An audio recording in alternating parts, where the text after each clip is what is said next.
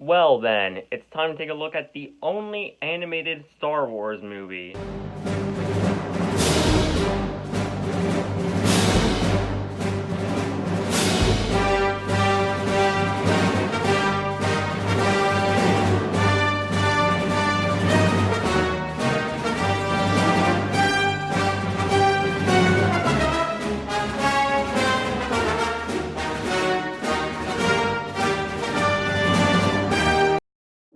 Hello everyone, and today I'm taking a look at Star Wars: The Clone Wars, the movie. Yes, before the TV show came out on Cartoon Network, there was a movie that was like 3 or 4 episodes of the show, but George Lucas thought, hey, we have 4 episodes that we can turn into a movie. That's basically saying, hey, go check out the show that's going to air on Cartoon Network soon.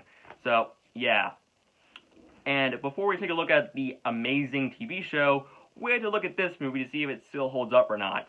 So, what's the plot of the movie? The plot is that it takes place, well, it starts off on the planet of Christophsis, where Anakin and Obi-Wan are fighting the droid army, since this movie does take place in between Attack of the Clones and Revenge of the Sith.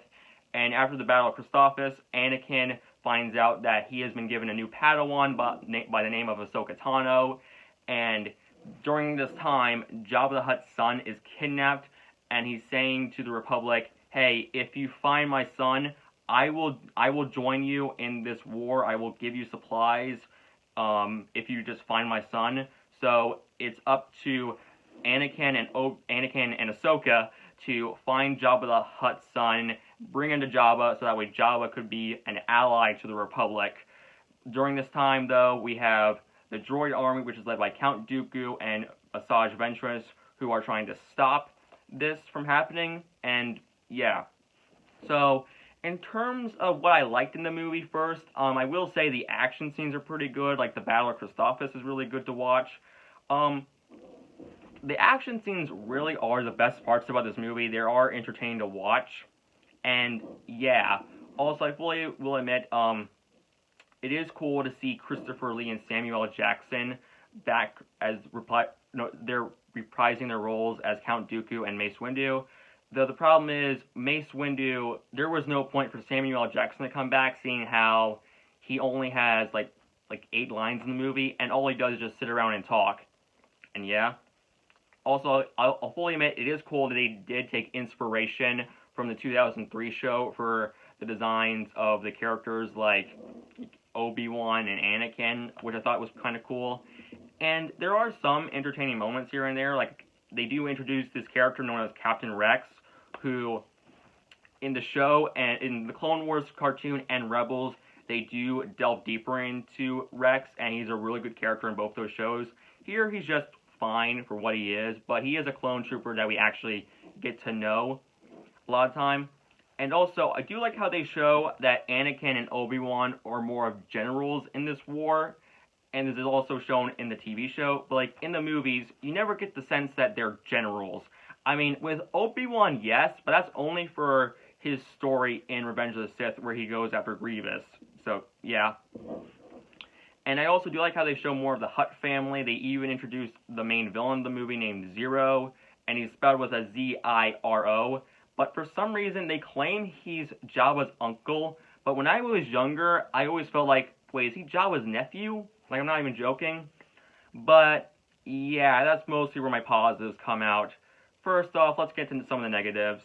Okay, this is just a joke, but why on earth do the Jedi Council think about giving Anakin a Padawan? Do they see Revenge of the Sith?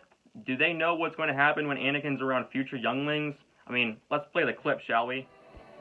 Master Skywalker, there are too many of them. What are we going to do?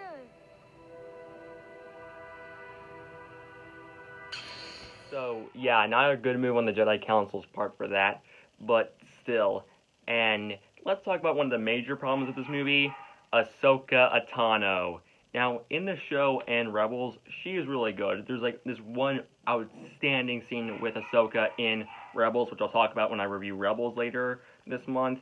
But here, she is just annoying. She just gives off these cute, she does these pet names for Anakin, like saying stuff like, "I got you, Sky Guy," and I'll try to one up you. I'm so good at this.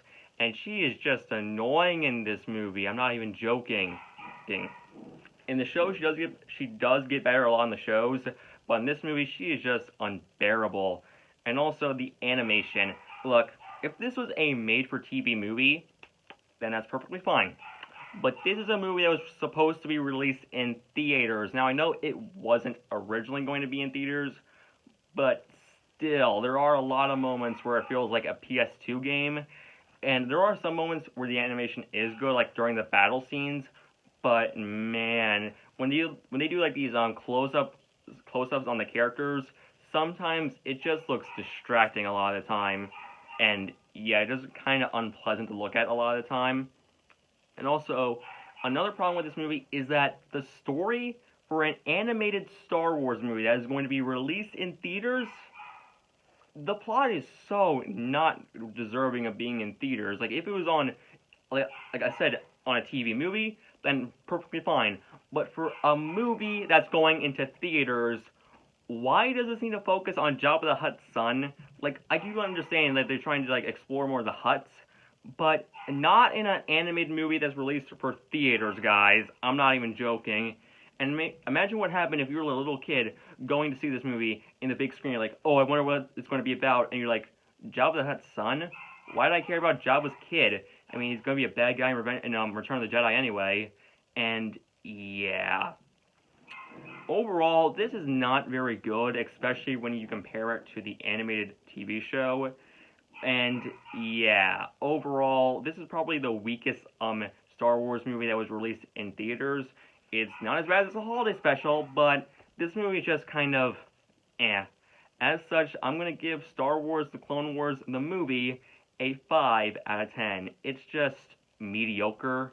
There's no real reason to go watch this other than like to get the continuity with the show, since this is canon and since the show is an anthology show. So yeah, see you all later as I take a look at probably the greatest show made by Cartoon Network. Actually, scratch that. Join me next time as we take a look at the greatest show made by Cartoon Network. See you all later, and bye.